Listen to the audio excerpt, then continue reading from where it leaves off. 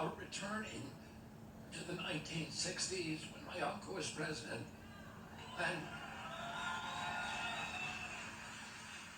when America was the wealthiest country in the world. We owned half the wealth in the world. We had a booming middle class that was unlike anything that had been created in any nation, existed in any nation in history. It became the greatest economic engine in the history of mankind. We had, if you lived in this country, there was a promise to you that if you worked hard, if you played by the rules, you could purchase a home, that you could raise a family, that you could take vacations, that you could put something aside for your retirement. We were a moral authority across the globe. We were resisting the military-industrial complex.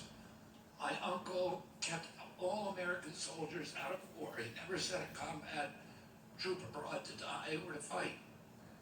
And he said that he didn't want people in other countries, in Africa and Latin America and Asia, children in those countries, if they heard about the United States of America, to think of a man with a gun. He wanted them to think of a Peace Corps volunteer.